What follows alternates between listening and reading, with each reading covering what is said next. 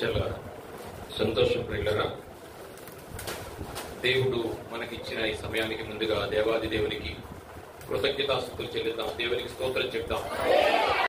మరొక వారాన్ని లేదా మరొక నెలని మనకు అనుగ్రహించి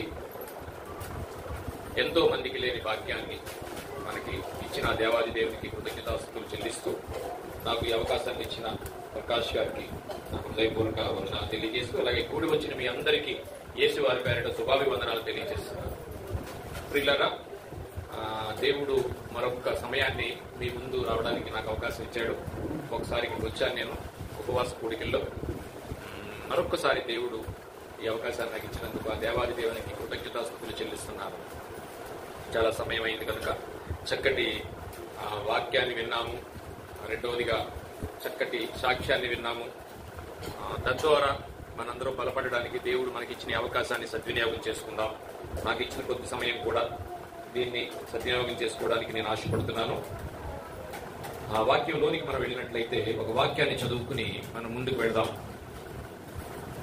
హెబ్రీయులకు రాసిన పత్రిక 10వ అధ్యాయము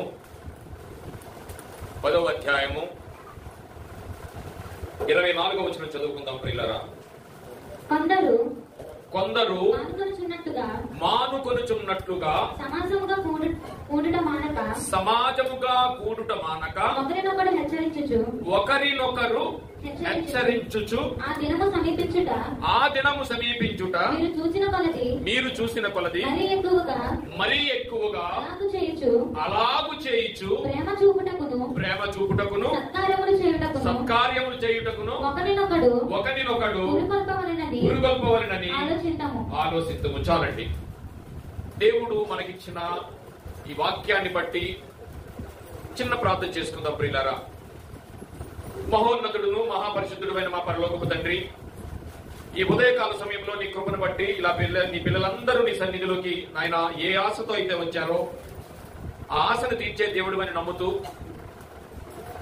మాకు భౌతికమైన అనేక ఆలోచనలు ఉండొచ్చు, కానీ అవన్నీ ఈ లోకం మట్టుకే కానీ నాయన మన పరమునకు చేర్చేవి కావు. ఈరోజు ఈ ఉదయకాల సమయంలో మేము ఎందుకైతే బ్రతుకుతున్నామో, ఎందుకైతే ఆలయానికి వస్తున్నామో, ఈ విషయాలు మాకు తెలియచేయడానికి అలాంటి సమయాన్ని మాకు దయచేసినందుకు మీకు కృతజ్ఞతాస్తుతులు చెల్లిస్తూ, నాయన చెబుతున్న నాకు వింటున్న నీ పిల్లలకు సమయోచితమైన జ్ఞానాన్ని దయచేయండి. నీ వాక్యాన్ని గ్రహించే జ్ఞానాన్ని దయచేయండి. అల్పుడునైన నన్ను నేను నీ పరిశుద్ధ గ్రంథం నుంచి కొన్ని మాటలు చెబుతుండగా నాయన అందులో నా సొంత జ్ఞానము కానీ సొంత ఆలోచన కానీ లేకుండా ప్రతి మాట నీ నోటిపోరగా కొన్ని మాటలు వివరించడానికి మీరు కృప చూపమని, అలాగే మీ కుమారుడు పరిశుద్ధాత్మ సహాయాన్ని మాకు దయచేసి నడిపించమని ఈ చిన్న ప్రార్థన యేసు వారి ప్రశస్తమైన నామంలో మిక్కిలి వినయంతో బ్రతులాడి వేడుకొనిచున్నాము తండ్రి, ఆమేన్.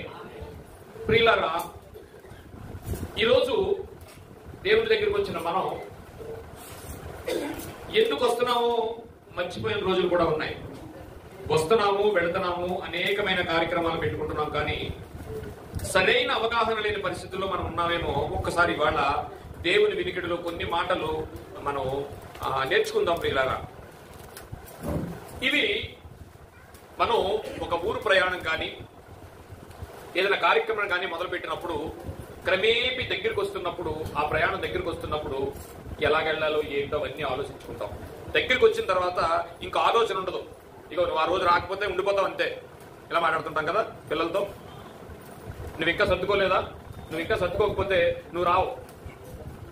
అలాగే ట్రైన్ దగ్గరికి వెళ్ళిన తర్వాత ఏమవుతుంది, ఒక్కొక్కసారి ఇంకా ఏదైనా సర్దుకుంటా ఉంటే, సిద్ధపడకుండా ఉంటే ఏమవుతుంది, ట్రైన్ వెళ్ళిపోతుంది. అలాంటి అనుభవాలు కూడా ఉన్నాయి, మనకి చాలా మంది ఉండిపోతుంటారు. సో అలాగే ఈ ఆలయానికి వస్తున్న మనం ఈ రోజు మనం ఆలోచించినట్లయితే ఎందుకు వస్తున్నామో తెలియకపోతే, ఏదో ఆచారంగా లేదా అనుకరించడమే తప్ప ఇదొక వాడుకగా పెట్టుకోకపోతే ఏం జరుగుతుంది అంటే, ఇదిగో ప్రయాణం మిస్ అయినట్టే. మనం కూడా ఎక్కడికి వెళ్ళాలో, ఏ ప్రయాణం గురించి వెళ్దాం అనుకున్న ఆ ప్రయాణం మనం మానేస్తాం, వెళ్ళలేకపోవచ్చు. భౌతికంగా ఈ లోకంలో ప్రతి మనిషి కూడా ఒక ఊరు వెళ్ళాలి అని అనుకుంటే 3 రోజుల ప్రయాణానికి 33 సార్లు ఆలోచిస్తున్నాం మనం. ఇక్కడికి ఎందుకు వస్తున్నామంటే తిరిగి రాని లోకానికి వెళతాము, అక్కడి నుంచి ఇంక రాము. 3 రోజులు ఊరెళ్ళి ఆలోచించవలసిన ప్రయాణానికి 33 సార్లు ఆలోచిస్తున్నా. నువ్వు తిరిగి రాని లోకానికి వెళుచున్న ఈ క్రైస్తవ ప్రయాణంలో ఏమి నేర్చుకుంటున్నావు, ఏమి సర్దుకుంటున్నావు, ఏమి సిద్ధపడుతున్నావు? మందిరానికి వస్తున్నాం, వెళుతున్నాం. ఈరోజు ఈ మాటలు అందరికీ హెచ్చరిక అనుకోండి, లేదా మేలుకొలుపు అనుకోండి, సిద్ధపాటు అనుకోండి.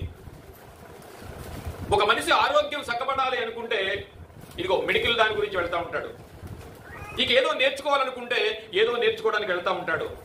అలాగా ఇది ఎన్ని ఈ లోకానికైతే ప్రమాదం జరిగినప్పుడు ప్రభుత్వ అధికారులు సురక్షితమైన ప్రాంతాలకి చేర్చడానికి అనేక ప్రణాళికలు వేసినట్టే, ఇదిగో ఒకరోజు పాపాన్ని అంటించుకుని యేసుక్రీస్తు వారి ద్వారా మనం రక్షించబడి ప్రభుత్వం వారు ప్రణాళికలు వేసి సురక్షితమైన ప్రాంతానికి ఎలాగైతే చేర్చాలనుకుంటున్నాడో అలాగే తండ్రి అయిన దేవుడు కూడా మనల్ని ఒక సురక్షితమైన ప్రాంతానికి చేర్చాలనుకునేదే పరలోకం. దేవునికి స్తోత్రం. ఆ పరలోకానికి వెళ్ళడానికి నీ సిద్ధపాటు ఎలాగుంది అంటే ఇదిగో చాలా నేర్చుకోవడానికి చాలా ఇన్స్టిట్యూట్లకు వెళ్తుంటాం. అలాంటిదే తిరిగి రాని లోకానికి వెళ్ళడానికి నేర్చుకోవలసిన అలాంటి ఇన్స్టిట్యూటే సంఘము. ఏంటండి ఇది? సంఘం. ఏంటి సంఘం? ఎంతమంది? నేను ప్రశ్న అడుగుతాను, ఎంతమంది రాలేదు ఇవాళ? ప్రశ్న బాగాలేదు కదా,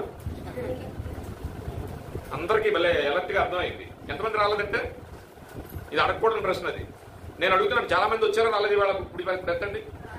చాలా మంది రాలేదా? సో చాలా మంది రాలేదు. కానీ ఇక్కడ ఉన్న వాళ్ళు కూడా చాలాసార్లు రాలేదు కదా. ఎందుకని రాలేదు? గమనించండి ప్రియులారా.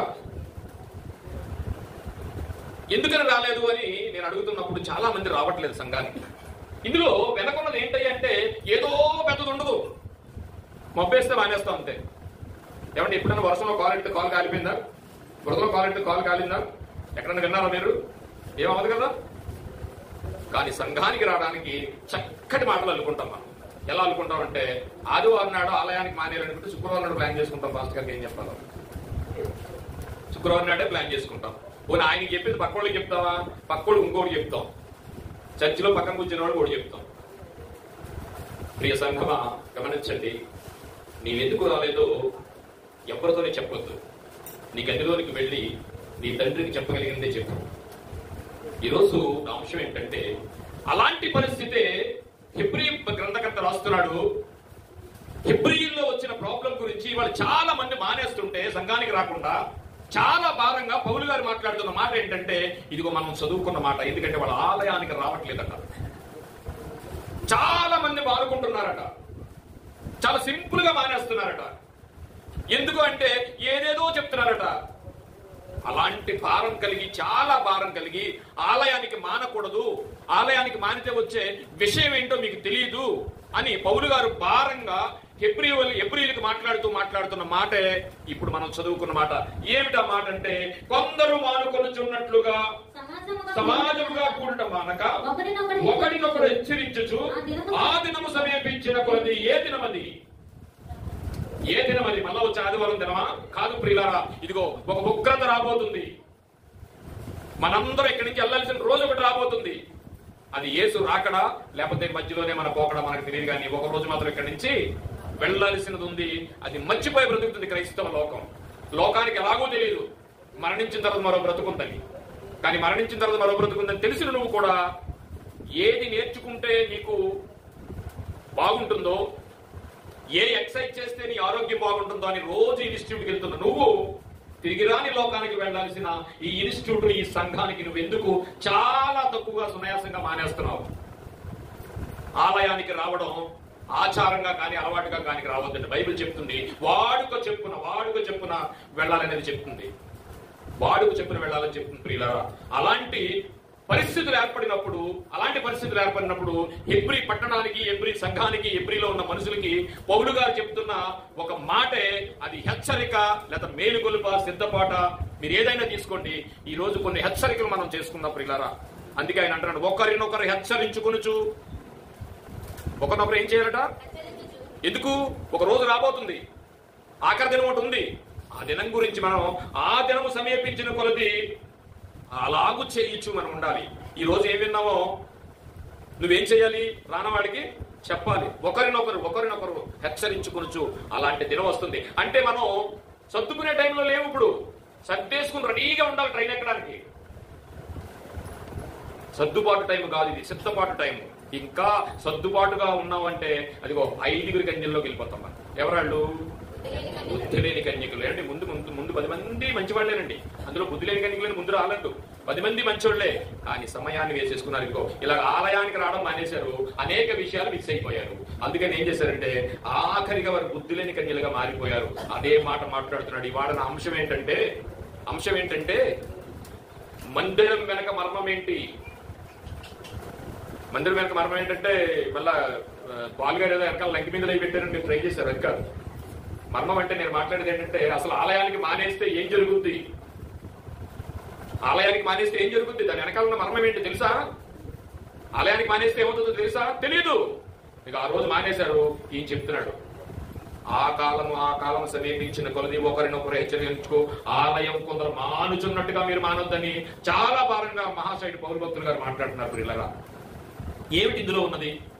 చాలా మంది అండి జ్ఞానవంతులు, చదువుకున్న వాళ్ళు చాలా మంది యూట్యూబ్లో వస్తుంది కదా, టీవీలో ఉంది కదా, నాకు వాక్యం తెలుసు కదా, బైబిల్ చదువుకోవచ్చు కదని చాలా మంది జ్ఞానవంతులు ఆలయానికి రాకుండా ఆగిపోతున్నారు. పిల్లలు అలాంటి అనుభవం స్నేహితులు నాకు కొంతమంది తగిలారు. కానీ అలా చెప్పటలేదు. ఇప్పుడు కొత్త నిబంధనలో పౌలు గారు మాట్లాడుతున్న విషయాన్ని మనం ఆలకించాం. కొందరు మానుకొనుచున్నట్లుగా మందిరము మానక అన్నాడండి. మందిరం వెనుక ఏంటి, ఎందుకు మానకూడదని అంత చెప్తున్నాడు. కొందరు మానుకున్నట్లు మానుతున్నారు, మీరు మానొద్దు అని చాలా భారంగా చెప్తున్న పౌలు గారు ఎబ్రీ పత్రికలో మనం చూస్తున్నాం. ప్రియరా, ఎందుకు అంత భారంగా చెప్తున్నాడు ఆయన మందిరానికి మానొద్దని? మానేయచ్చుగా, ఇంట్లో టీవీ ఉంది కదా, మెసేజ్ వస్తుంది కదా, నాకు ఆయనకి ఈయనకంటే బాగా చెప్తారుగా. ఎందుకు రావాలి ఇక్కడికి? ఎందుకు రావాలో తెలియాలనుకుంటే ప్రియులారా, కొత్త నిబంధనలో పౌలు గారు చెప్పిన మాట కాదు కానీ అసలు పాత నిబంధనలో దేవుడిచ్చిన ఆలయం మానితే ఏమవుద్ది, మందిరం వెనక మర్మం ఏంటి, ఆ మందిరానికి రాకపోతే జరిగే సీక్రెట్ ఏంటి, ఏం జరుగుద్ది అనేది తెలియాలనుకుంటే మనకి ఎక్కడికి వెళ్ళాలంటే పితరుల కాలానికి వెళ్ళాలి. ప్రియులారా, ఏం జరిగింది, ఎందుకు పౌలు గారు ఇంత భారంగా చెప్తున్నాడు? పౌలు గారు ఎంత గొప్పవాడంటే అటు ధర్మశాస్త్రంలో తెలుసు, ఇటు కొత్త నిబంధన తెలుసు. కొత్త నిబంధనకు కూడా యేసుప్రభు వారికి కనిపించిన వాడు ఒక్క యేసుప్రభు వారు పౌలు గారికి మాత్రమే. ఆయన మరణించి లేచి మరలా వచ్చి మధ్యలో దర్శనం చేసుకున్నవాడు పౌలు గారు. అలాంటి పౌలు గారు చాలా భారంగా మాట్లాడుతూ ఇంకో కొందరు మానుకొనిచున్నట్లుగా చాలా మంది మానేస్తున్నారు సుమా, ఆలయానికి చాలా సింపుల్ గా మానేస్తున్నారు సుమా అని మాట్లాడుతున్నాడు. ఎందుకు ఆలయానికి వెళ్ళాలంటే లేఖనాలు, పరిశోధన లేఖనాలు ఉంటాయి పిల్లరా, అనేకమైన దేవుని మాటలు మనకు ఉంటాయి. అందుకే మాట్లాడుతున్నాడు. యోహాను సువార్త 5వ అధ్యాయం 39వ వచనంలో ఆయన ఏమన్నాడంటే, లేఖనముల యందు మీకు నిత్య జీవం కలదని తలంచుచు వాటిని పరిశోధించుచున్నారు, అవే నన్ను గూర్చి సాక్ష్యం ఇచ్చుచున్నవి. ఎవరిని గూర్చి సాక్ష్యం ఇస్తుందంటే, ఇదిగో మరణించిన తర్వాత నువ్వు ఎక్కడికి వెళ్ళాలో ఆయన ఒకడు ఉన్నాడు, ఆయన ద్వారా నువ్వు వెళ్ళగలదు, ఆయన గురించి సాక్ష్యం ఇస్తుంది. ఏంటంట? లేఖనం. ఇక్కడికి రాకపోతే నువ్వేమిటంటే లేఖనాలు మిస్ అయిపోతావు. ఆ లేఖనం ఎలాంటిదంట? లేఖనముల యందు నీకు నిత్య జీవము కలదని తలంచుచున్నాను, వాటిని పరిశోధించుచున్నారు, అదే నన్ను గూర్చి సాక్ష్యం ఇచ్చుచున్నది. దేవుణ్ణి గూర్చి ఇచ్చే సాక్ష్యం ఏంటట? లేఖనాలు. అలాంటి లేఖనాలను మిస్ అయిపోతున్నాం పిల్లలు. చాలా మంది అనేక కారణాల వల్ల మందిరం మానేస్తున్నారు, ఆలయానికి వస్తారు, మానేస్తున్నారు పిల్లలు. అవి అపవాది రాని వాళ్ళు చాలా మంది అపవాది బంధకాల్లో ఇరుక్కుపోయారు. అది చదువు కానివ్వండి, ఈ రోజు క్రికెట్, చాలా మంది క్రికెట్ గురించి చర్చ మానేస్తారు. మీరే కాదు, పెద్దవాళ్ళు అనేక మంది చదువుకున్న వాళ్ళు, జ్ఞానులు మానేస్తారు పిల్లరా. దాని ఇంపార్టెన్స్ అంటే చూద్దాం. ఎందుకు మానొద్దని పౌలు గారు అంత కొత్త నిబంధనలో భారంగా చెప్తున్నారో ఆ విషయం తెలియాలంటే మనం ఎక్కడికి వెళ్ళాలంటే పాత నిబంధనలో దేవుడు మనకి ఇచ్చిన ఆజ్ఞలు ఏంటో చూడాలి. ఏమండి, పాత నిబంధనలో మనం ఆలోచించినట్లయితే పితరులకి ఈ రోజు జాగ్రత్తగా ఆలోచించండి. మీ హృదయాలన్నీ ఇక్కడ పెట్టుకుని ఇంటికాడి విషయాలు ఏమంటే పక్కన పెట్టి దేవుని విషయాలను ఆలోచించండి. ఎందుకంటే ఏది ఇంపార్టెన్స్ మనకు తెలుసు. చాలా పరిమాణాలు ఉంటాయి, మనకి అన్ని పక్కన పెట్టి ఏది ఇంపార్టెన్స్ ఎలా తీసుకుంటామో.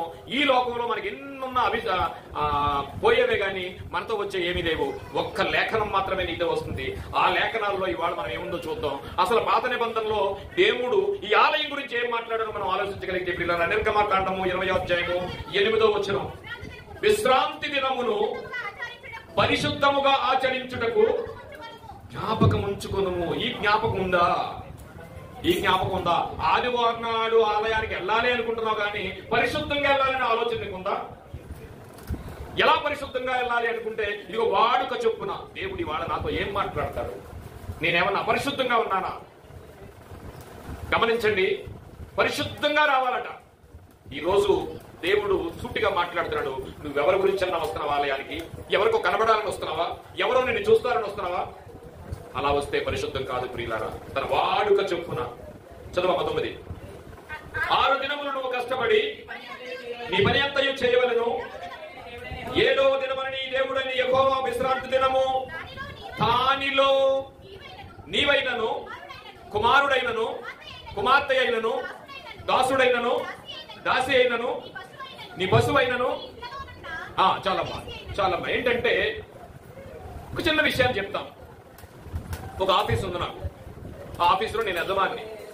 నా దగ్గర చాలా మంది పిల్లలు పనిచేస్తున్నారు, స్టూడెంట్స్ పనిచేస్తున్నారు. దారం ఏదో వెళ్ళిపోతుంది తినేది. ఒక 2 బజ్జీలు తీసుకురండి అన్నారు. తీసుకొచ్చారు. నేను తినేస్తే సరిపోతా? నీ దగ్గర ఉన్న వాళ్ళు కూడా పెట్టాలిగా. ఇప్పుడు చెప్పేది ఏంటంటే ఆయన దేవుడు అనంత జ్ఞాని. విశ్రాంతి దినమున నువ్వు ఎలా విశ్రాంతి తీసుకోవాలో అలాగే నీ కుమారుడైనను, నీ దాసినైనను, కుమార్తె అయినను, అంటే అందరూ విశ్రాంతి దినాన్ని ఆచరించే అవకాశాన్ని ఇవ్వాలి. మనందరం చాలా మంది ఇక్కడ హైందవ సాంప్రదాయం నుంచి వచ్చిన వాళ్ళని అయ్యి ఉండొచ్చు. గుళ్ళకి వెళ్ళే వాళ్ళని పూర్వం గుర్తుందని కొబ్బరి కట్టుకుని ఈడెలా సైడ్ అయ్యేటట్టు సార్ మధ్యలోకి వెళ్ళిపోతాం. ఎందుకు? నువ్వే చూసారా దేవుడి ముందు? అంటే నీకు టైం అయిపోతుందా? దేవుడు చూడాలా? మనందరం అలా బతికినడువే. కానీ నేను అలా చెప్పట్లేదు. విశ్రాంతి దినమును నీ దాసినైనను, నీ ఎద్దునైనను. ఎందుకు ఎద్దునైనను? పశువుకి సెలవు ఇచ్చేస్తే పశువులు కాసేవాడికి సెలవు ఇవ్వచ్చు. అర్థమైందా? ఎందుకు పశువులకు సెలవు పెట్టండి? నీ ఎద్దునైనను ఏం చేయొద్దు అన్నాడు. అంటే అర్థం ఏంటి? కట్టేసి కట్టే ఇంటి దగ్గర దాన్ని మేపేవాడికి సెలవు ఇచ్చాయి. మరి ఆ చర్చకెళ్ళాలిగా. అది దేవుని ఉద్దేశం. పిల్లల ఆదివారం ప్రత్యేకంగా గడపాలన్నటకు విశ్వాసులకి ఆయన ఇస్తున్న మాట పాత నిబంధనలో ఎంత భయంకరంగా ఉందంటే, కొత్త నిబంధనలో దేవుడు అదే ఆలోచన మనం తీసుకున్నట్టయితే చూడండి. లూకా సువార్త 4వ అధ్యాయం 6వ వచనంలో ఆయన మాట్లాడుతున్నాడు. తరువాత ఆయన తాను పెరిగిన నజరేతునకు వచ్చెను, తన వాడుక చెప్పున. నీవు ఆచారంగా ఆలయానికి వస్తున్నావా? లేదా యాత్రికంగా వస్తున్నావా? ఇక తప్పదు కదా బాప్తిసం తీసుకున్నావని వస్తున్నావా? పాస్టర్ గారు కనబడాలని వస్తున్నావా? ఇంకెవరికో నువ్వు చూడాలని వస్తున్నావా? కాదండి. మన ఆలోచన భక్తిలో ఎలా ఉండాలంటే ఇదిగో వాడుకగా మారిపోవాలి. ఎప్పుడైతే యేసు ప్రభు వారు నజరేతుకు వచ్చాడో వెంటనే ఎక్కడికి వెళ్ళాడంట? ఆలయానికి వెళ్ళాడు. తన వాడుక చొప్పున. తరువాత ఆయన తాను పెరిగిన నజరేతునకు వచ్చి తన వాడుక చొప్పున విశ్రాంతి దినమందు సమాజ మందిరంలోనికి వెళ్లి చదువుటకై నిలుచుండగా తన వాడుక చొప్పున. మార్కు సువార్తలో కూడా మనకు కూడా కనిపించింది. జనసమూహములు తిరిగి ఆయన యొద్దకు కూడి వచ్చి మార్కు సువార్త 10వ అధ్యాయం 1వ వచనం. తన వాడుక చొప్పున వారికి మరలా బోధించుచుండెను. ఆయన వాక్యం చెప్పడానికి యేసు ప్రభు వారు వాడుక చొప్పున. మనకు ఆదివారం నాడు చెప్తే తర్వాత దాని గురించి బైబిల్ ఏమంటే బైబిల్ ఎవరిదాన్ని టెస్ట్ పడుతుంటుందా? బైబిల్ ఎప్పుడు కూడా దాని మీద టెస్ట్ ఉండకూడదు. ఎప్పుడు ఉండదు టెస్ట్? ఉదయం చదివాం అనుకోండి, మళ్ళీ మధ్యాహ్నం చదవాలి, సాయంత్రానికి టెస్ట్ ఉండదు. అంటే బైబిల్ మీద టెస్ట్ ఉండకూడదు అంటే మనం చేయాల్సి ఉంది అంటే మనం చేస్తున్నది ఏంటి? చదవకపోవడం.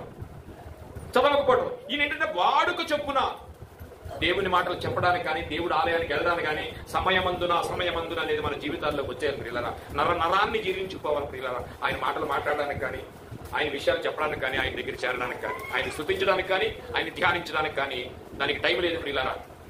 అదే యేసుప్రభు వారు తన వాడుక చొప్పున. అలాగే అపోస్తులైన పౌలు కూడా చూసుకుంటే మనకి పౌలు అపోస్తుల కార్యాలు 17వ అధ్యాయం రేపు రాసుకోండి, నేను చెప్పేస్తాను. అపోస్తుల కార్యాలు 17వ అధ్యాయం 2వ వచనం. కనుక పౌలు తన వాడుక చొప్పున సమాజం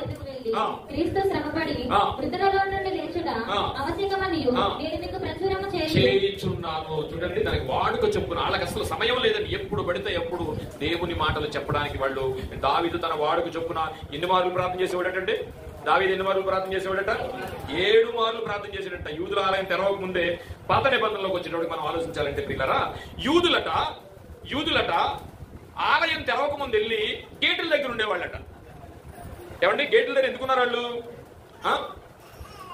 అందుకే కీర్తనకారుడు యెహోవా మందిరమునకు వెళ్ళుదమని జనులు పలుకగా నేను సంతోషించి తిని.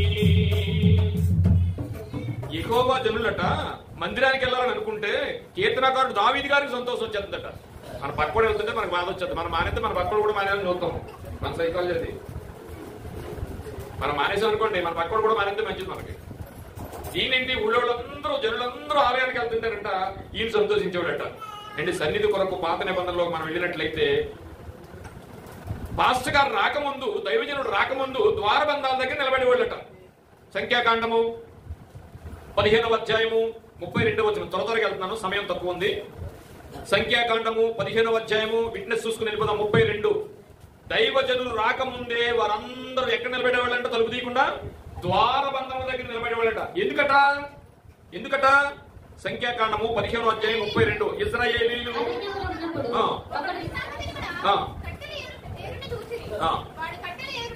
ఎందుకు నిలబడేవారంటే గమనించండి ప్రియులారా, పాత నిబంధనలో దేవుడు ఇశ్రాయేలీయులకు ఇచ్చిన 10 ఆజ్ఞలలో అతి ముఖ్యమైన ఆజ్ఞలు చాలా ఉన్నా ఒక ప్రత్యేకమైన ఆజ్ఞ ఏంటంటే విశ్రాంతి దినాన్ని ఆచరించడం. మన భాషలో, మన కొత్త నిబంధనలో మాట్లాడుకుంటే తప్పకుండా ఆలయానికి వెళ్ళడం. 10 ఆజ్ఞలో ఒక ఆజ్ఞ, అద్భుతమైన ఆజ్ఞ, తప్పనిసరి ఆజ్ఞ, ప్రత్యేకమైన ఆజ్ఞ ఏంటంటే విశ్రాంతి దినమును ఆచరించుట. అందుకని ఏం చేశారంటే దైవజనులు రాకముందే ఆలయం దగ్గర ద్వారబంధానికి ముందు నిలబడేవారట. అప్పుడు ఆలయానికి వచ్చి తీసేవారంట. ఏమండి, అలాంటి పరిస్థితుల్లో అసలు పాత నిబంధనలో ఎందుకు అలా నిలబడ్డారు? ఎందుకు అంత ముందుగా వచ్చారంటే ఏమండి, ఆలయానికి రాకపోతే ఉండే శిక్షలు దేవుడు ఇచ్చినవి మామూలు శిక్షలు కాదండి. అందులో ఒకటి చూద్దాం. సంఖ్యాకాండము 15:32 ఇశ్రాయేలీయులు అరణ్యంలో ఉన్నప్పుడు ఒకడు విశ్రాంతి దినమున కట్టెల ఏరుడు చూసిరి. వాడు కట్టెల ఏరుడు చూసి మోషే యొద్దకును అహరోను యొద్దకును సర్వ సమాజమునొద్దకు వారిని తీసుకొచ్చిరి. ఎందుకు తీసుకొచ్చిరి అంటే ఈ రోజు చర్చికి రాకపోతే ఎవ్వరు అడగరు. కానీ ఆ రోజు విశ్వాసులకు కూడా, యూదుల్లో అందరికి కూడా రైట్స్ ఉన్నాయి. చర్చికి రాకపోతే ఆ జుట్టు పట్టుకుని లాక్కొచ్చి రాళ్ళు ఇచ్చి కొట్టేసేవారట. అంటే పాత నిబంధనలో ఉన్న భయంకరమైన ఆలయానికి రాకపోతే, చర్చికి వెళ్ళకపోతే, విశ్రాంతి దినాన్ని ఆచరించకపోతే ఉన్న శిక్ష ఏంటంట? ఇశ్రాయేలులు అరణ్యంలో ఉన్నప్పుడు ఒకడు విశ్రాంతి దినమున కట్టెల ఏరుచు వచ్చిరి. వాడు కట్టెల ఏరుడు చూసి వారు మోషేనొద్దకు అహరోనొద్దకును సర్వ సమాజమునొద్దకును వారిని తీసుకువచ్చిరి. వానికి ఏమి చేయవలెనో అది విశదపరచలేదు గనుక వారిని కావలిలో ఉంచిరి. పొరపాటునంట అందరూ చర్చికి వెళ్ళిపోతున్నారంట. దూరాన్ని ఎవడో కట్టెలు ఏరుకున్నాడంట. ఏంట్రా అంటే చర్చికి రావట్లేదు కనుక కట్టెలు ఏరుకున్నాడు కనుక అని పట్టుకుని తీసుకొచ్చి అహరోను దగ్గర, ఈయన దగ్గర కూర్చోబెట్టి, అయ్యా వీడు విశ్రాంతి దినానికి రావట్లేదు, చర్చికి రావట్లేదు, ఇవాళ మేము చూసాము, పుల్లలు ఏరుకుంటున్నాడు అక్కడ అని వాడిని పెట్టారట. ఇదేంటి న్యాయం? చర్చికి రాత కొట్టేస్తారా? కానీ ఆ రోజు ఉన్నది అది. మరి ఈ రోజు దేవుడు కాంప్రమైజ్ అయిపోయాడు అనుకుంటారా? కానీ ఆ రోజు కంటే ఈ రోజు శిక్ష మీరు వెళ్ళారంటే చర్చి మాత్రం మీరు చూద్దాం. 15:30 చదువుమా. తరువాత యెహోవా ఏంటి చర్చికి రాకపోతే మరణ శిక్ష? అవునట, బైబిల్లోనే ఉంది. దేవుడు ఆ రోజు ఎందుకు ఇచ్చాడంటే మనిషి ఎప్పుడైతే దేవునికి చేరకుండా ఉన్నాడో, ఎప్పుడైతే నువ్వు చర్చికి రాకపోయావో వెంటనే నేను అపవాది క్యాచ్ చేస్తుంది. నీ ఆలోచన సరళి మారిపోద్ది. నెక్స్ట్ మంత్ కూడా మనకి ఏదో పనిపడిపోద్ది ఆ రోజే. నెక్స్ట్ వీక్ కూడా అలాగే మానేసిన వాళ్ళు ఎంతో మంది ఉన్నారు ప్రియులారా. దేవుడు అనంత జ్ఞాని కనుక విశ్రాంతి దినమే నిన్ను విశ్రాంతిలోనికి తీసుకెళ్ళేది. ఆ మాట అర్థమైందా? విశ్రాంతి దినం దేవుడు ఏర్పరిచిన విశ్రాంతి దినానికి వచ్చి నువ్వు విశ్రాంతి దినంలో దేవుడు ఆయన భోజనంలో పాలు పంపులు పంపుకోవటమే నీకు విశ్రాంతిని ఇచ్చేది. ఇక్కడ విశ్రాంతి దినానికి లేకపోతే నువ్వు అక్కడ విశ్రాంతి తీసుకున్నా లేవు. అది దేవునికి తెలుసు. తన ప్రేమ, నా పిల్లలు విశ్రాంతి తీసుకోవాల్సిన నా పిల్లలు ఇక్కడ పొలలు ఏరుకుంటున్నారు, ఈ లోకం గురించే ఉండిపోయారు. కానీ అలాగే విశ్రాంతి దినాన్ని ఆచరించకపోతే నా పిల్లలు విశ్రాంతి తీసుకోవడానికి నా దగ్గర నేను అనుకున్నాను, అది నెరవేరదని ఒక కఠినమైన పరీక్ష పెట్టాడు. ఏం పరీక్ష అంటే విశ్రాంతి దినాన్ని ఆచరించకపోతే రాణించుకుంటే చంపేయండి. అది భౌతికమైన ఇది ప్రియులారా. చూడండి ఏమని జరిగింది. 15:36 సర్వ సమాజము పాలెం వెలుపుల రాళ్లతో వాళ్ళని కొట్టి చంపగలను మోసేతో చెప్పాను. ఏమంటే ఎంత భయంకరంగా ఉందండి పాత నిబంధనలో. మరి ఇప్పుడు ఒకప్పుడు దేవుడు కఠినంగా ఎందుకు అంటే అది చూసి మరొక పాపం చేయకుండా ఉంటాడనే దీనితో దేవుడు ప్రతి ఇశ్రాయేలీయుడు, ప్రతి యూదుడు కూడా ఖచ్చితంగా విశ్రాంతి దినాన్ని ఆచరించాలి. ఇది నెహమ్యా గారి కాలం వచ్చేటోడికి ఏమైంది తెలుసండి, ఇంత కఠినమైన పరీక్ష పెడితే, ఇంత కఠినంగా పెట్టినప్పుడు, ఇందాక సత్యరామయ్య గారికి చెప్పినప్పుడు మనం ఎంత దేవుణ్ణి ఇబ్బంది పెడుతున్నామంటే అంత ఇబ్బంది పెడుతున్నాం అనే విషయాన్ని ఆ రోజుల్లో కూడా పాత నిబంధనలో మనం చూసినట్లయితే నెహమ్యా గారి కాలం వచ్చేటోడికి ఏమైంది తెలుసండి. నెహమ్యా గ్రంథము 13వ అధ్యాయం 17వ వచనం. నెహమ్యా గ్రంథము 17వ అధ్యాయము 13వ అధ్యాయం 17వ వచనం. అంతటా యూదులు ప్రధానులను నేను ఎదురాడి విశ్రాంతి దినమును నిర్లక్ష్య పెట్టి మీరు ఎందుకు ఈ దుష్కార్యము చేయదురు. చాలండి. ఏమంటే నెహమ్యా గారు వెళ్తుంటే అప్పటికే విశ్రాంతి దినానికి చర్చికి వెళ్ళాలనే ఇది దేవుడు పెడితే చాలా మంది యూదులు ప్రధానులట, యూదా ప్రధానులు. ఇందాక చెప్పాను, చర్చికి ఎవరు రావట్లేదండి ఈ మధ్యకాలంలో. బాగా చదువుకున్న వాళ్ళు, ఏమండి పెద్ద పెద్ద వాళ్ళు, తెలివి ఎక్కువైపోయి, జ్ఞానం ఎక్కువైపోయి, ఇంకే ఎక్కువైపోయి వాళ్ళు ఆలయానికి రావడానికి విసర్జిస్తున్నారు ప్రియులారా. అదే పాత నిబంధనలో జరిగింది. ఎవరెవరు మానేశారంట? అంతటా యూదులను ప్రధానులను. చాలా మంది పెద్ద పెద్ద వాళ్ళట. ఇగో మేము ప్రధానులు అని చెప్పుకునే వాళ్ళు కూడా ఆలయానికి రాకుండా ఆగిపోయారు పాత నిబంధనలో. అప్పుడు నెహమ్యా గారు ఎదురెళ్ళి ఏం మాట్లాడుతున్నాడు చూడండి. విశ్రాంతి దినమును నిర్లక్ష్య పెట్టి మీరెందుకు ఈ దుష్కార్యము చేయించున్నారు. ఏం చేస్తున్నారు వాళ్ళు? ఎందుకంత దారుణమైన మాట నెహమ్యా గారు మాట్లాడారని అనుకుంటే 18వ వచనం చదవండి ఒకసారి. మీ పితరులను ఇట్లు చేసి దేవుని యొద్ద నుండి మన మీదికి పట్టణస్తుల మీదకి. ఏమండి మనం కూడా ఆలోచించాలి. మీరు గమనించండి, ఏదైనా ఒక విషయం చెప్పుకున్నా, బైబిల్లో ఒక భక్తుడు జీవితం చదువుకుంటున్నా, బైబిల్లో ఏదైనా ఒక చరిత్ర చదువుకుంటున్నా, ఆ చరిత్ర ఆ భక్తుల గుంపుల్లో మనం ఉన్నాము అని అనుకోవాలి. ఇది సందమామ పుస్తకం కాదు. బైబిల్లో ఏదో చెప్పేస్తున్నారు కదా, బైబిల్లో కథలు కదా. ఆదాము గారు తప్పు చేశారు. నేను చెప్పనండి, తెల్లారు లెక్కితే మనం ఎవరి గురించి మాట్లాడతాం తెలిసిన? ముందు తల్లిదండ్రుల గురించి మాట్లాడతాం మనం. ఆదాము గారు తప్పు చేశారు, అయ్యమ్మ గారు తప్పు చేశారు. వాళ్ళ పళ్ళు తినకపోతే బాగుండదు, మన పళ్ళు కూడా బాగుంటాయి. పొద్దున లేచి మన జ్ఞానం ఇచ్చే పళ్ళు తినేసేసారు, అందుకనే మనం ఇలాగ అయిపోయాం. తెల్లారు లెక్కితే మన ఆదాం ఆడిపోసుకుంటాం కదా, అవునండి. ఇప్పుడు మనం రోజు ఎన్ని తింటున్నాం?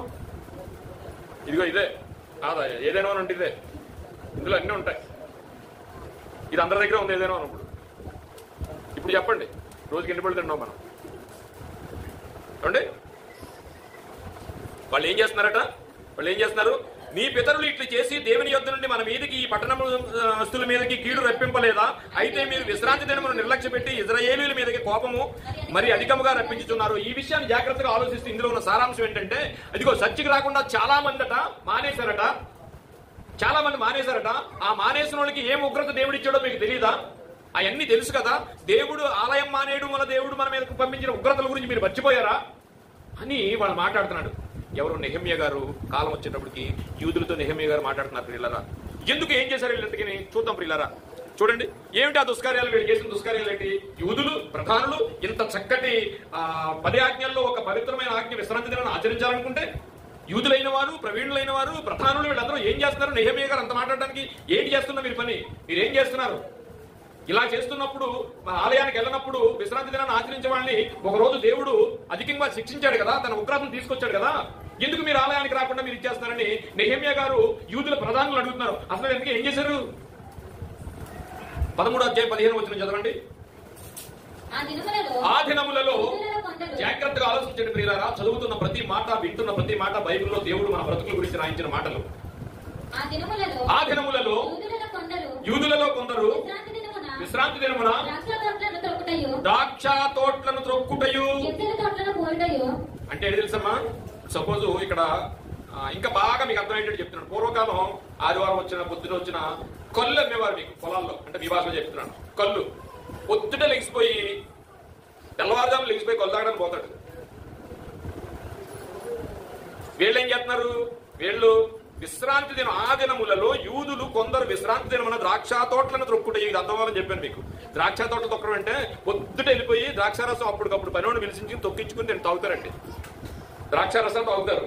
తాగాలంటే పొద్దుట వెళ్ళిపోయి పనివాడిని పిలిచి మరి తొక్కరాని ఫ్రెష్ గా తాగుతారనమాట. ద్రాక్ష తోటలను తొక్కుటయు, గింజల తొట్టలో పోయిటయు, గాడిద మీద బరువులు మోపుటయు, ద్రాక్షారసమును, పండ్లను, అంజూరపు పండ్లను, నానా విధములైన బరువులను విశ్రాంతి దినమున యెరూషలేములోకి తీసుకుని వచ్చి చూసి ఈ ఆహార వస్తువులను ఆ దినములను నమ్మిన వారిని గద్దించిరి. ఏమంటే వీడు చెడిపోయింది కాకుండా ఇంకొకటి చెడిపోతున్నాడు.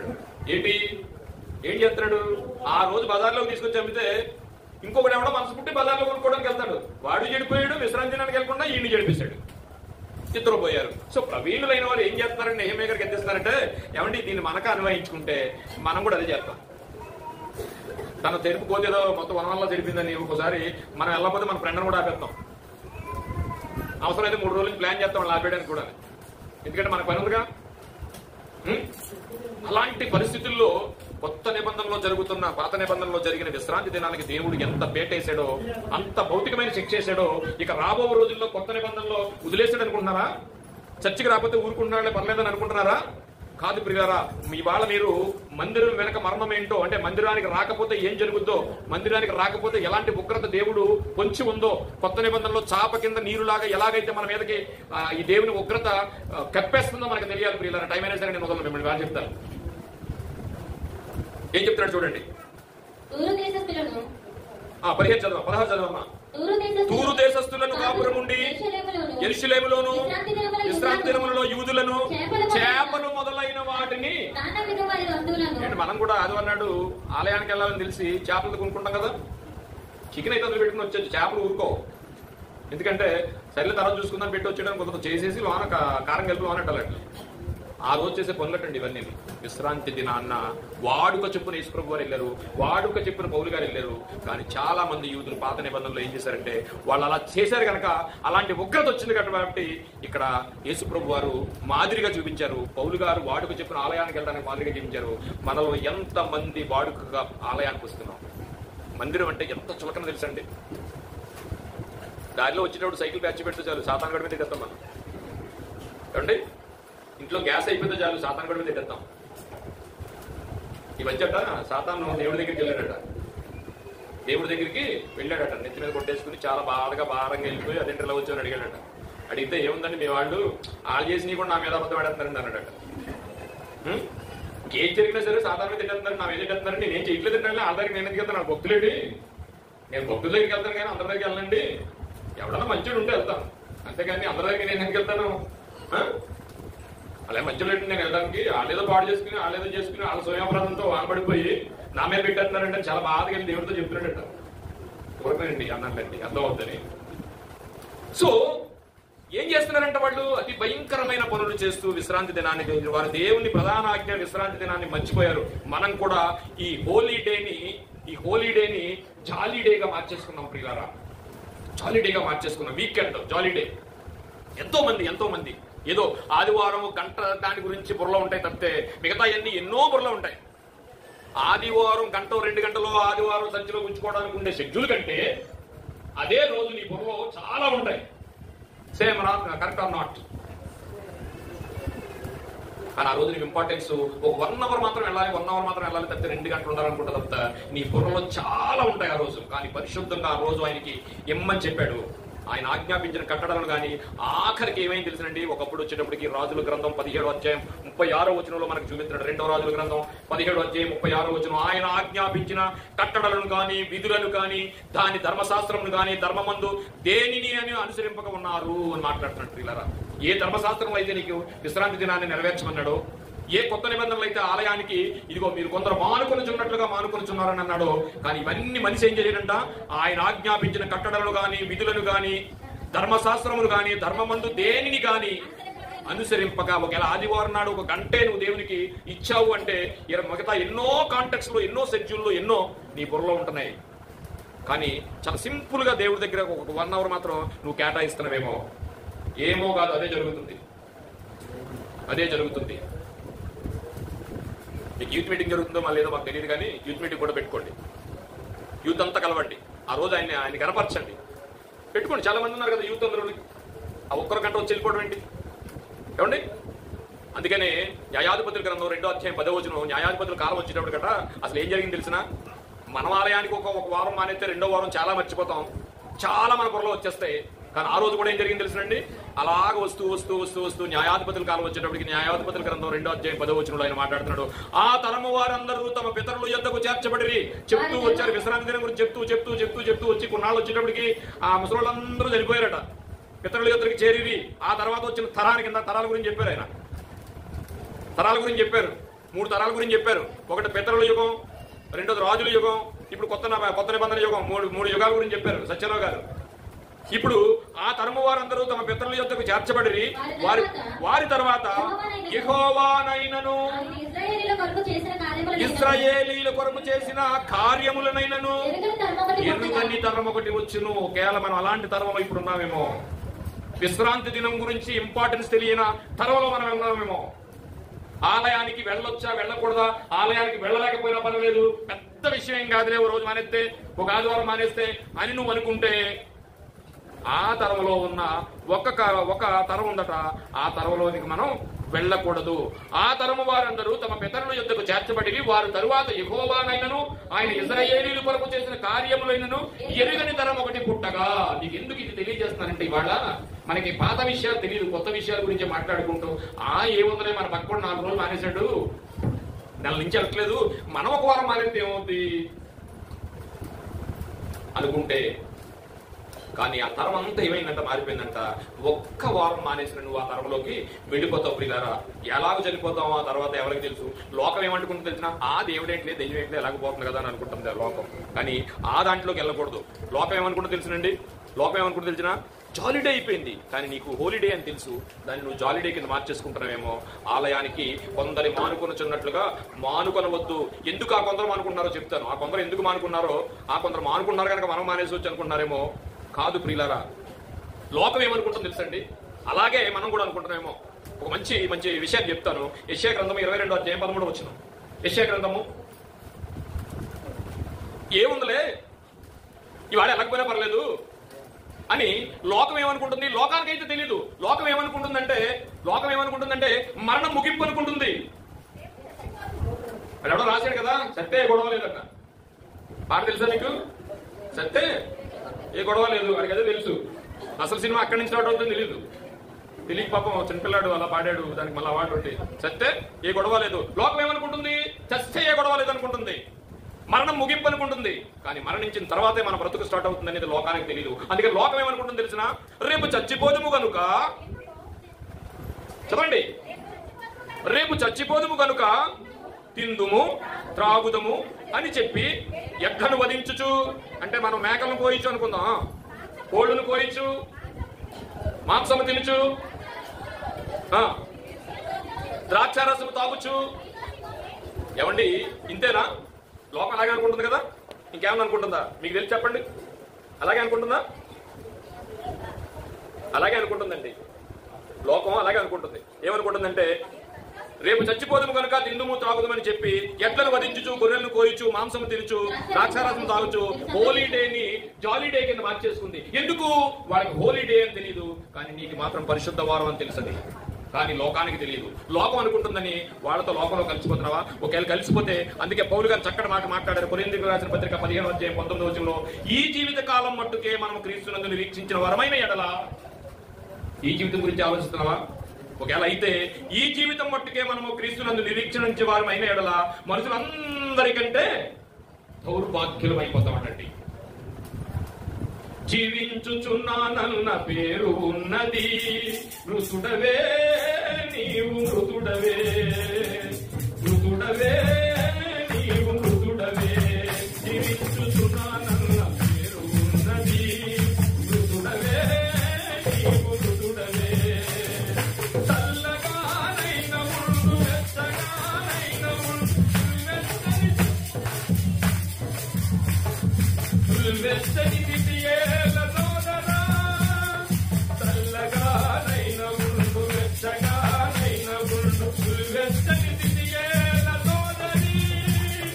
నా నోట నుండి నుండి వేయదలసి ఉన్నాను, నా నోట నుండి వేయదలసి ఉన్నాను. నేతు వల్ల మాటను మరువబోకుమురన్నా, యేసు అన్న మాటను మరువబోకుమురన్నా. పిల్లరా, పాత నిబంధనలో భౌతికమైన శిక్షలు మనకు కలిగాయి. రాళ్ళు ఇచ్చుకుని కొట్టారు, రాళ్ళు ఇచ్చుకుని చంప చూసారు కానీ ఆపారు, అనేకమైన భౌతికమైన శిక్షలు కలిగాయి. కానీ ఈ కొత్త నిబంధనలో మనకు జరిగే శిక్ష ఏంటో తెలిసిన, ఇదిగో దేవుడే ప్రత్యక్షంగా వచ్చి ఆయన ఉమ్మి వేస్తున్నాడంట. పిల్లరా, ఉమ్మి వేస్తున్నాడట అండి. లోకం అనుకుంటుంది చచ్చిపోతుంది కదా వద్దని. కానీ ఏముంటుందంటే అలాంటి విషయాలు వచ్చినప్పటికీ ఈ జీవితకాలం మట్టుకే మీరు అనుకుంటే దౌర్భాగ్యం అయిపోతారు. చూడండి, మన ఇంట్లో ఇద్దరు పిల్లలు ఉంటారు. ఒకడు మంచోడు, ఒకటి చెడ్డోడు. మంచి చెడ్డ పక్కన పెడితే ఆడు ఏదో ఒకటి చెడ్డ పనులు చేస్తూనే ఉంటాడు. ఆడికి అలవాటు అయిపోయింది, పేరెంట్స్ కూడా అలవాటు అయిపోయింది. కానీ అందులో మంచోడు ఉంటాడు పాపం, ఆడు పొరపాటున ఏదో చిన్న పని చేస్తాడు. అంటే నువ్వేమంటావు, ఆడికి ఎలాగో బుద్ధి లేదు, నీకు లేదురా.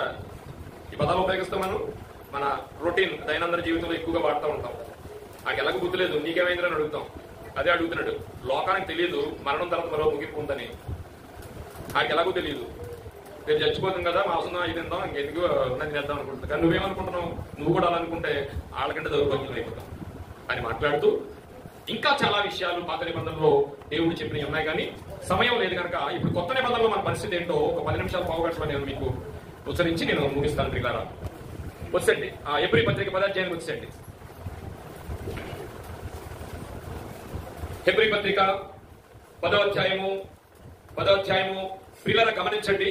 ఈ ఎబ్రీ పత్రిక గురించి ఎవరో రాశారని కొంతమంది అంటారు, ఎవరు రాశారని కొంతమంది అన్నా. ఇది పౌలు గారు రాశారు, మీరు గుర్తుంచుకోండి. అలాంటి అనుమానం ఎంతో తీర్చుకోండి.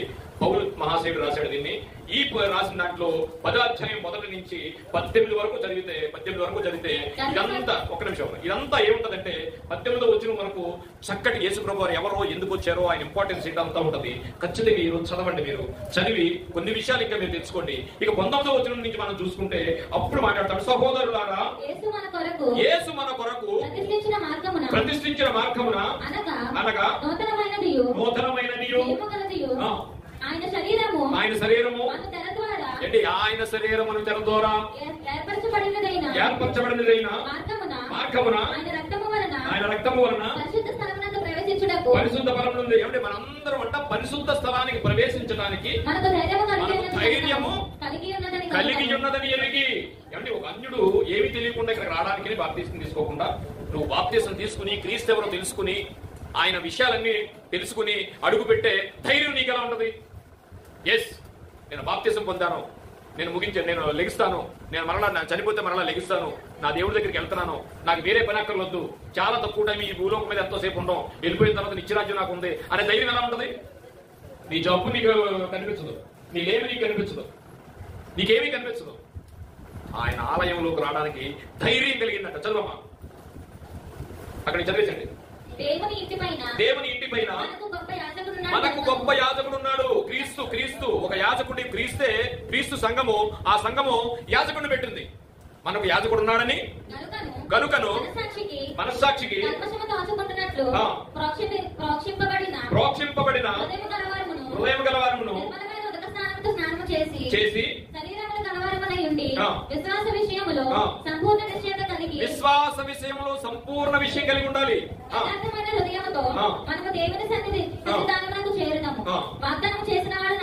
ఎందుకు అంటే ఇవన్నీ జరుగుతాయని వాగ్దానం చేసిన వాడు నమ్మదగిన వాడు కనుక ఆ నమ్మకంతోనే నువ్వు మారుమనసు పొందావు, ఆ నమ్మకంతోనే నువ్వు బాప్తీసం తీసుకున్నావు, ఆ నమ్మకంతోనే ధైర్యంగా నీ ఆలయానికి రావడానికి వస్తున్నావు. అలాంటి అవకాశాన్ని ఆ ఇంటి మీద నీకు అధికారం ఇచ్చాడు. ఏంటి ఇల్లు అంటే సంఘము. ఈ ఇంటి మీద అధికారం నీకు ఇచ్చాడు. సంఘంలో రావడం అంటే మామూలు విషయం అనుకుంటారండి. మీరు కూర్చున్న వాళ్ళు అందరూ చిన్న విషయం అనుకుంటున్నారా? మోడీ వచ్చి కూర్చోలేడు ఇక్కడ, తరం కాదు. ఈ సన్నిధి ఏంటనుకుంటున్నారు? కొత్త నిబంధనలో దేవుడు వేసిన పేట ఏంటనుకుంటున్నారు? సన్నిధి అంటే చాలా సులభంగా తీసుకున్నారు పిల్లరా.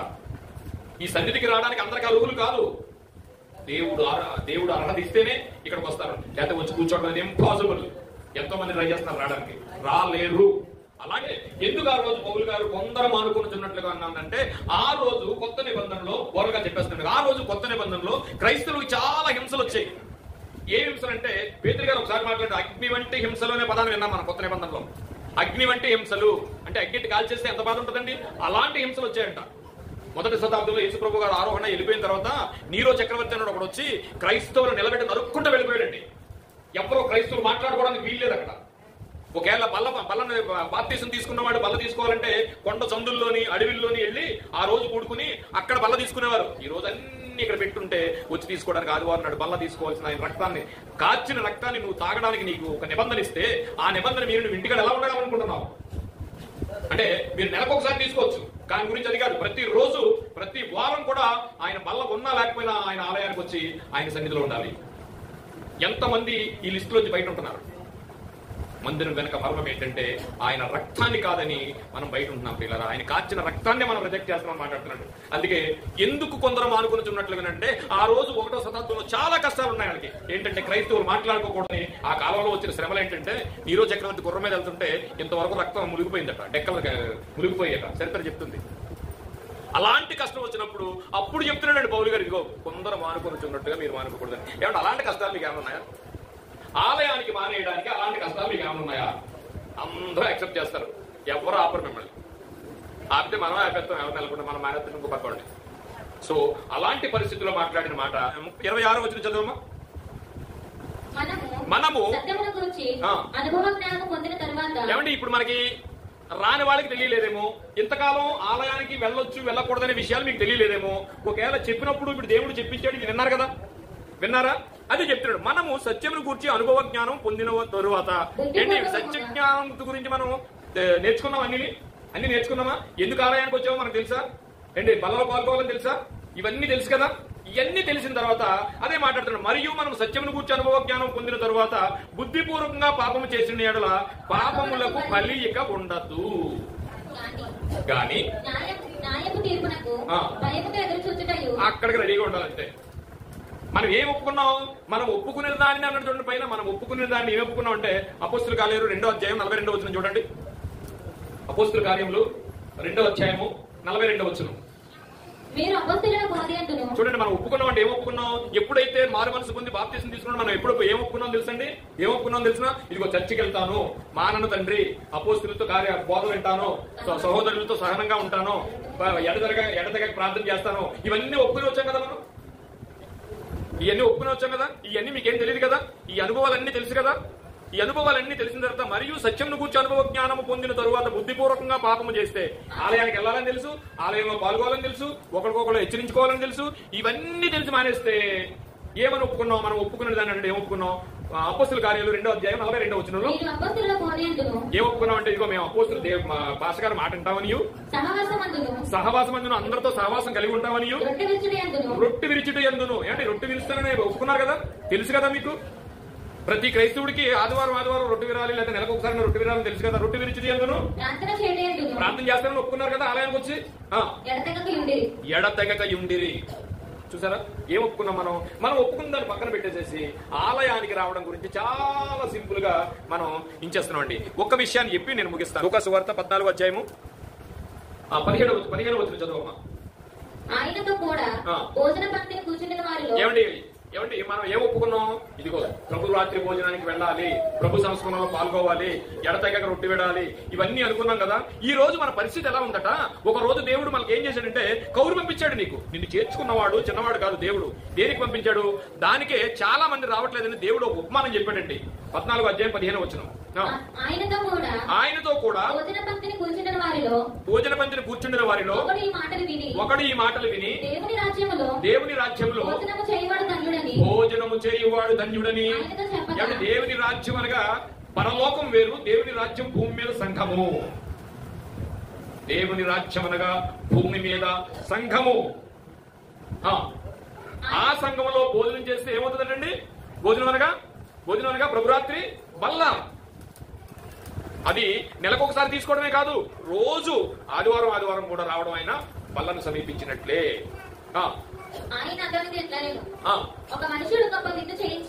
దేవుడు చెప్తున్నాడు, ఉపమానం చెప్తున్నాడు చూడండి. ఒక మనుషుడు ఒక విందు చేయించి అనేకులని పిలిచి విందుకాలమందు అతడు అందరినీ రెడీగా ఉంటారు అమ్మని యాజకులు పిలుపుతున్నారు ప్రభురాత్రి భోజనం చేతులు కానండి. మనం ఏం చేస్తున్నాం? చదవమ్మా. చెప్పుటకు దాసుని పంపెను. ఇదిగో ఎంతో మంది చెప్తూ ఉన్నారు, మీరు భోజనం పెడుతున్నారు అక్కడ రండి అని. ప్రభురాత్రి భోజనం జరుగుతుంది, అది మామూలు కాదు, అదే నిత్యరాజ్యాన్ని ఇచ్చేది, దానిలో పాల్గొవాలని చెప్పి కబురు పంపించాడు. అయితే వారందరూ ఆదివారం నాడు మనం చెప్పేయన్ని ఆ రోజు కూడా చెప్పారని చెప్తున్నాడు ఈయన. వాళ్ళు ఏమన్నారటండి? ఇదిగో భోజనం చేతులు రండి, ప్రభురాత్రి నమస్కారం తీసుకుని రండి, ఆదివారం నాటికి ఆలయానికి రండి, ప్రార్థన చేయాలి, ఎడతెగక ప్రార్థన చేయాలి అని ఒక నిబంధనతో ఆయనతో వాగ్దానం చేసి వచ్చిన నువ్వు ఆ ఆదివారం నాడు ఇదిగో ఒక ఉపమానం చెప్తున్నాడు, భోజనానికి పిలిచాడట, అంటే సంస్కారానికి పిలిచాడట. పిలిస్తే వాళ్ళు ఏం చెప్తున్నారు చెప్పమ్మా? అయితే వారందరూ ఏక మనసుతో నెపములు చెప్తున్నారట. ఆదివారం ఎందుకు రావట్లేదంటే నెపాలు చెప్తున్నారట. నెపాలు ఏదో చెప్తున్నారట. ఆదివారం ఎందుకు రావట్లేదు అంటే ఏదో చెప్తున్నారు. పక్కడు కూడా చెప్తాం, మన పక్కడు కూడా చెప్తాం, భాస్ గారు కూడా చెప్తాం, ఇంకెవరికి ఇంకోటి చెప్తాం. కానీ ఆ రోజు ఆయన మన గురించి రాసిన రక్తాన్ని మీకు ఇదిగో నేను మీకు ఇచ్చుతున్నాను అనేటప్పుడు మనం ఎక్కడ ఉంటాం? ఏదో పెళ్లిలో ఉంటాం. గమనించండి పిల్లరా, ఆఖరి పెళ్లి ఒకటి ఉంది, గొర్రె పిల్ల వివాహ మహోత్సవము. ఆ పెళ్లిలో లేకపోతే ఎన్ని పెళ్లికి వెళ్ళాం మనం అందరం ఆ పెళ్లిలో పాల్గొనడానికి ఇవన్నీ. ఆ పెళ్లికి వెళ్దామని మీరు ఏమాత్రం అనుకోకపోతే ఇక్కడ రావడం అనేసి ఏం చెప్పారు చూడండి, మళ్ళాగా చెప్పారు ఆవిడ కూడా. జాగ్రత్తగా ఆలోచించండి, క్విక్ పాయింట్, జాగ్రత్తగా బుర్ర ఇక్కడ పెట్టండి. మొదటి వాడు నేను ఒక పొలము కొని ఉన్నాను, అవశ్యముగా వెళ్ళి. చాలమ్మా, మీరు ఇదివరకు చదివేరేమో ఇంకోలా చదువుంటారు, ఇందులో విషయం చెప్తాను చూడండి. నేను ఒక పొలము కొని ఉన్నాను. ఆ రోజు ఆదివారం సంస్కారాలకు రావాలి, కానీ వాడిని పిలిస్తే ఏమన్నాడట? అర్జెంట్కి వెళ్తాను చూడాలన్నాడట. అందులో ఏమర్థమైంది మీకు? పొలం కొనడానికి వెళ్తాడా, పొలం కొన్నాడా? మళ్ళీ చదవండి సార్. మొదటి వాడు మనం చెప్పి కూడా ఉంటాయి. నేను మొదటి వాడు ఒక పొలము కొంటిని, కొనడానికి అనలేదు కదా, కొనడానికి వెళ్తాను అనలేదు కదా, కొనేశాడు. కానీ అప్పుడే చూడాలన్నదండి. అదేనా? మనం కూడా అలాగ ఉంటాం, మన చెప్పి కూడా అలాగే ఉంటాయి. ఏం చెప్తావో తెలీదు, అవతలకి చక్కగా చెప్తాం. కానీ నేనేమంటానంటే ఎవరికి చెప్పొద్దు, అది ఆయనకి చెప్పేది అయితేనే చెప్పు. నువ్వు ఇంట్లోకి వెళ్ళి ఆయన చెప్పగలవు, నువ్వు ఎక్కడికి వెళ్తున్నాను, నేను ఇంకో చోటకి వెళ్తున్నాను ప్రభువా, కాసేపు కళ్ళు మూసుకో, నన్ను చూడకో అంటావండి, అంటావా? అను. నువ్వు ఏమంటున్నారు? ఈ మూడు విషయాలు జాగ్రత్తగా ఆలోచించండి. ఆ బ్యాచ్ లో దేవుడి విషయంలో మనం ఉండకూడదు, మనుషులతో మనకు పని లేదు. పాస్టర్ గారికి మీరు ఏం చెప్తారని పక్కన పెట్టండి, మన పక్కోడికి ఏం చెప్తారని పక్కన పెట్టేసండి. కానీ ఎవరికి ఏం చెప్పదు, దేవుడికి ఏం చెప్తున్నావు అదే నీ బుర్రలో ఉండాలి. వీళ్ళు ఏం చెప్తారు? పొలము కొన్నాడట, అర్జెంట్గా వెళ్ళి దాన్ని చూడవలేను. మరి ఇక్కడ సంస్కారం, భోజనానికి పిలిచాడట, భోజనానికి పిలిచిన వాడు యజమాని, పిలిస్తే వాడు అని చెప్పాడు. రెండో వాడు ఏం చెప్పాడు? మరి ఒకడు కొనడానికి వెళ్తున్నాడా, కొనున్నాడా? కొనడానికి వెళ్తే ఆగిపోవచ్చు, ఎందుకంటే మంచి కొనుక్కోవాలి అక్కడ, ఆల్రెడీ పర్చేస్ కొనేసాడు అక్కడ. ఇప్పుడు ఏం చూడాలన్నట్టు అది అన్నాడు మానేయాలి చచ్చు. వాటిని పరీక్షింప వెళ్ళింది, కొనేసిన తర్వాత పరీక్షించడం ఏంటి? డబ్బులు పెట్టుకుని వెళ్ళిపోయాడుగా, పరీక్షించడానికి ఏమి లేదు అక్కడ, ఇది ఎగ్గొట్టం అంతే. వేడుకొనిచున్నాను. మరి ఒకడు నేను ఒక స్త్రీని, పెళ్లి చూపులు అయితే మానేసినా పర్లేదు. కాబట్టి ఇప్పుడు పెళ్లి చూపులు అనుకోండి, అబ్బాయి అమ్మాయి మానేసినా పర్లేదు, మిస్ అయిపోతాం. మళ్ళీ ఇంటికి వచ్చిన పెద్దలు పోతారు, ఆల్రెడీ మ్యారీడ్, వాళ్ళ ఆమె తీసుకుని రావాలి ఇక్కడికి. ఒకవేళ ఆవిడకి ఇష్టం లేకపోతే ఇటు రావాలి. ఒకడు తన తల్లినైనను తండ్రినైనను భార్యనైనను పిల్లలనైనా వదిలివాడే దేవుడికి కావాలి. అంటే వదిలేమని చెప్పట్లేదు, నేను వదిలేమని చెప్పట్లేదు, కానీ ఆ కాంటెక్స్ట్ ని మనం దేవుడికి ఎక్కువ ప్రిఫరెన్స్ ఇచ్చే ఆ స్థితిలో మనం ఉండాలనే విషయాన్ని నేను చెప్తున్నాను ప్రియులారా. ఎందుకు అంటే నమ్మనవాడు ఎలాగో నమ్మడు. ఒక ఆయన వస్తున్నాడు, యేసుప్రభు గారు కూడా వచ్చి వస్తున్నాడు కదండి, మా నాన్నగారు చనిపోయారండి అన్నాడు. మీ నాన్నగారు బాప్తిజం తీసుకున్నారని అడిగాడు, తీసుకోలేదు అన్నాడు. మరి మీ చుట్టాలు ఎవరైనా తీసుకున్నారా అన్నాడు. ఎవరు తీసుకోలేదు మా వాళ్ళు అంటే, నువ్వు వచ్చే ఇంకాళ్ళతో పని నీకు లేదన్నాడు. అది అక్కడ విషయం. ఎందుకంటే తండ్రినైనా వదిలేయని ఎందుకన్నాడంటే వాడు బాప్తిజం తీసుకోలేదు, చనిపోయాడు. అక్కడ వాళ్ళు కూడా ఎవరు చుట్టాలు ఎవరు బాప్తిజం తీసుకోలేదు, మృతులు బాధ పెట్టుకుంటారు, వదిలేయన్నాడు అంతే. నువ్వు వచ్చే, నువ్వు వెళ్ళి ఎందుకు అక్కడికి, నువ్వేం చేస్తావు? చచ్చిపోయాడు, తిరిగాడు. బాధ పెట్టేవాళ్ళు ఉన్నారు, మృతులు చూసుకుంటారు, వచ్చాడు అన్నాడు. అది విషయం అన్నాడు. ఎబ్రీ పత్రిక 10వ అధ్యాయము 26వ వచనం. మనము సత్యమును గురించి అనుభవ జ్ఞానం పొందిన తరువాత బుద్ధిపూర్వకంగా పాపము చేసిన యెడల పాపమునకు బలి ఇక ఉండదు, కానీ న్యాయ తీర్పునకు భయముతో ఎదురు చూచుటయు విరోధులను దహించబోవు తీక్షణమైన అగ్నియు ఎవడైనను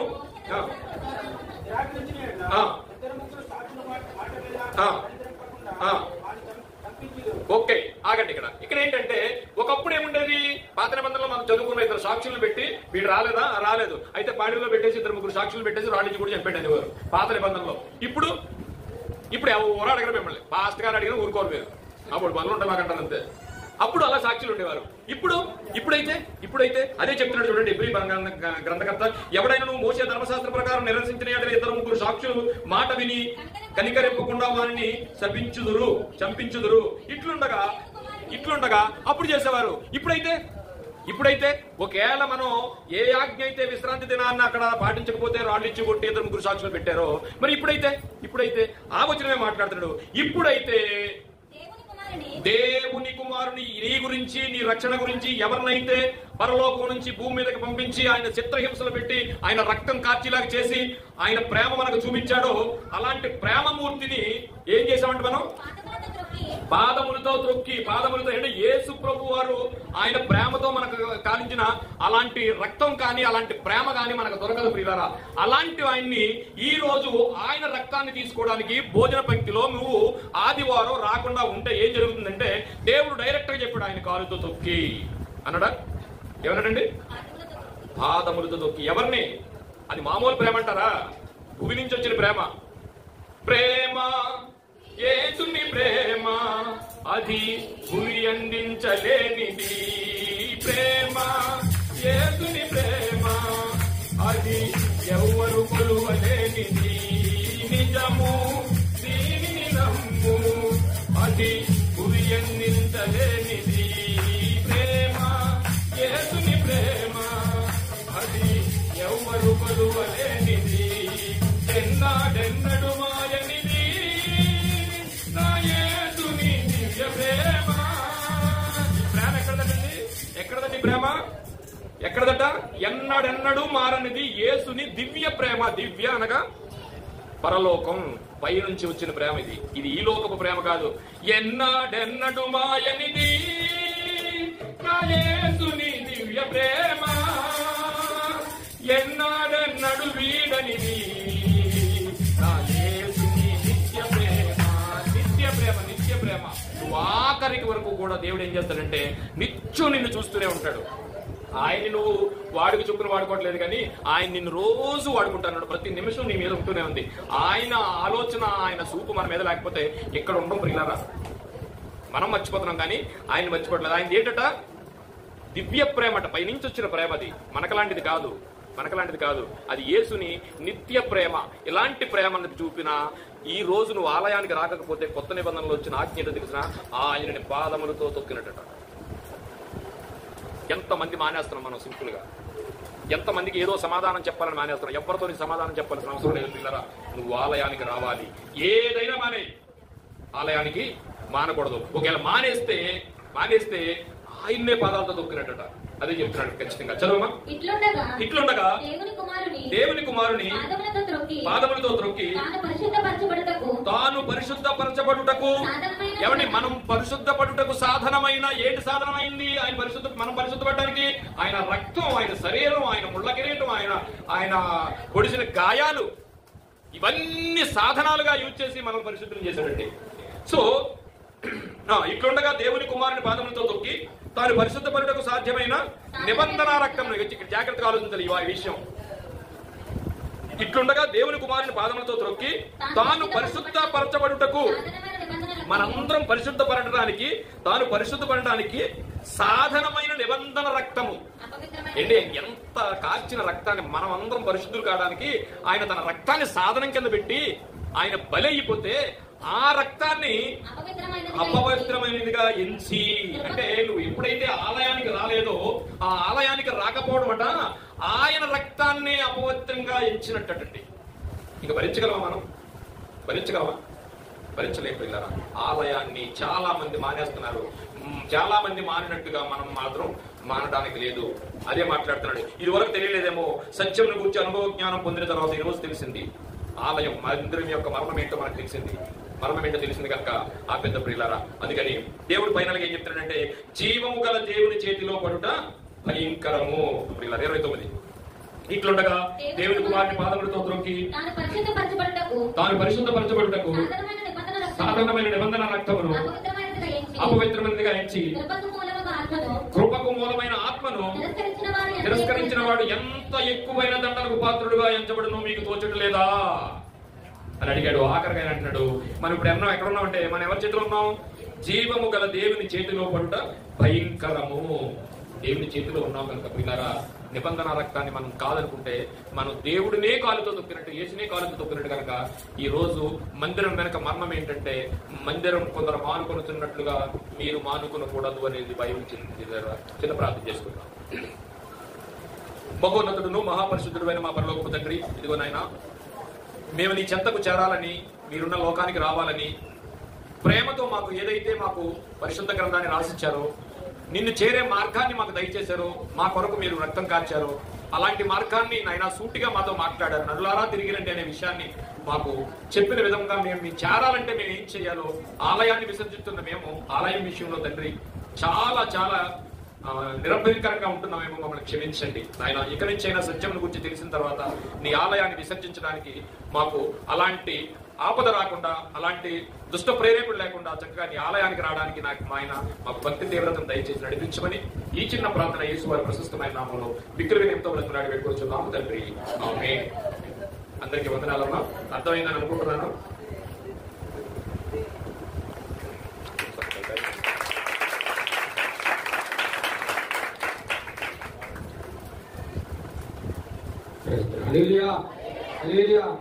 చాలా చక్కని విషయాలు చెప్పారండి. మరి బాబు గారు బట్టి దేవుడు స్తుతిస్తున్నాను. హల్లెలూయా.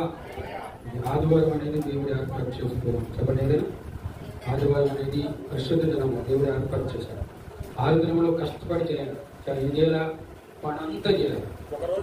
ఒక్కరోజు పునరుద్ధాన దినం, విశ్రాంతి దినం, యేసు చనిపోయిన లేచి దినం. ఈ దినం ప్రతి ఒక్కరూ పాటించాలి.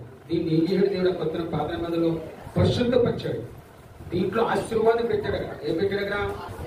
ఆశీర్వాదం. నిజంగా దేవుడు మందిరానికి నువ్వు వస్తే ఆశీర్వాదం ఉంటుంది. హల్లెలూయా. అలాగే 5 చెప్పారు నిర్మకాండ 20